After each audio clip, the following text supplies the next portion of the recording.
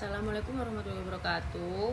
Saya Rizka Amalia, kelas P2K akan menjawab pertanyaan soal-soal ujian akhir semester. Pertanyaan pertama, akurasi dan kecepatan adalah dua hal yang penting dalam konteks pengambilan keputusan saat ini dan di masa yang akan datang. Analisa dan jelaskan maksud pernyataan tersebut dengan melihat kondisi dunia bisnis saat ini dan berikan contohnya.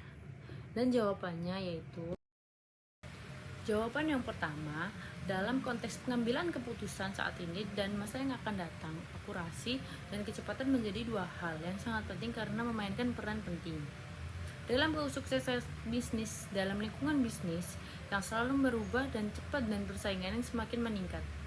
Bisnis yang dapat mengambil keputusan secara cepat dan akurat yang selalu memiliki keunggulan.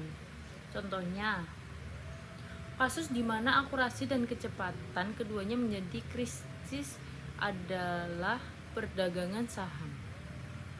Dalam perdagangan saham ini, harga saham dapat berubah dalam hitungan detik, tergantung pada peristiwa pasar atau perusahaan. Untuk mengambil atau menjual saham pada harga yang tepat, kecepatan sangat penting karena saat detik dapat membuat peradaban dalam keuntungan atau kerugian yang signifikan. Di sisi lain, akurasi juga penting dalam mengambil keputusan perdagangan saham yang tepat untuk menghindari kerugian besar.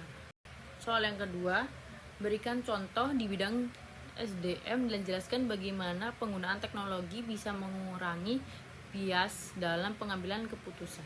Jawabannya yang kedua adalah contohnya di bidang manajemen sumber daya manusia. Bias gender dalam rekrutmen dapat diatasi dengan menggunakan algoritma yang tidak diskriminatif. Teknologi HI dapat dilatih untuk memiliki kandidat berdasarkan faktor-faktor yang relevan seperti kualifikasi pendidikan, pengalaman kerja, dan kemampuan kerja tanpa mempertimbangkan faktor-faktor non-relevan seperti jenis kelamin, agama, atau latar belakang keluarga. Hal ini membantu perusahaan untuk memperoleh karyawan terbaik tanpa adanya bias diskriminasi. Soal yang ketiga, jelaskan sesuai teori proses pengambilan keputusan secara urut dan keperinci terkait keputusan rekrutmen karyawan baru untuk posisi pilih salah satu customer service supervisor. Lalu buat simulasi dan analisis description matriknya dengan menggunakan A.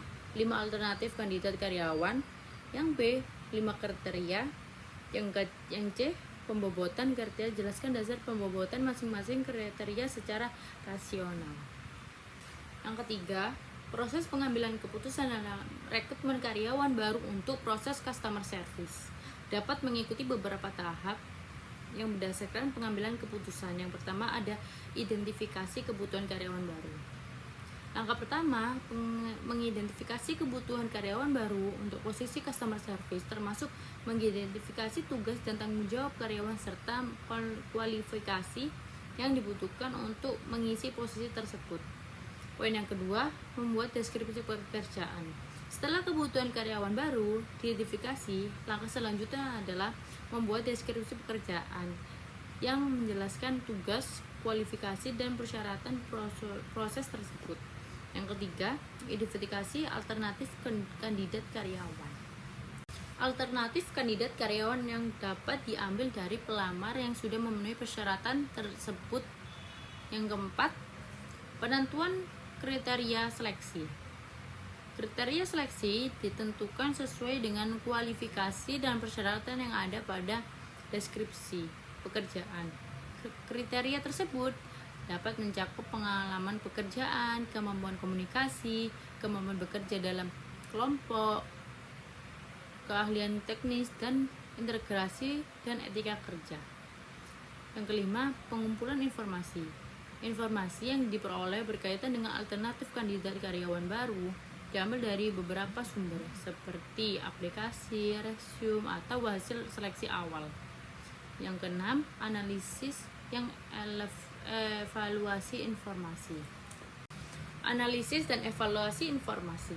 Setelah informasi didapatkan, melakukan analisis dan evaluasi terhadap kandidat yang memenuhi kriteria seleksi yang telah ditentukan.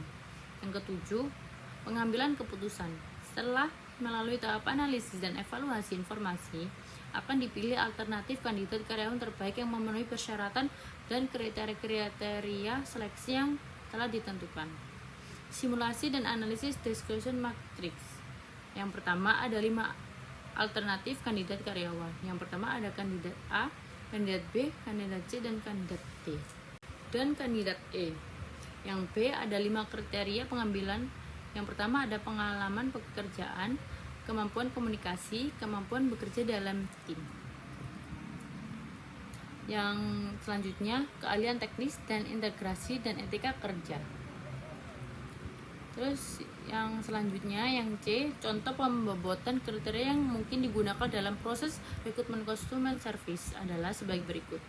Pengalaman kerja bobotnya 30%. Pengalaman kerja diberi bobot tertinggi karena pengalaman kerja dalam bidang yang sama dapat memberikan gambaran yang sangat akurat tentang kemampuan karyawan dalam menghadapi situasi mungkin timbul dalam pekerjaan. Yang kedua, kemampuan komunikasi, bobotnya yaitu 25%. Kemampuan komunikasi dengan baik akan dilihat customer sangat posisi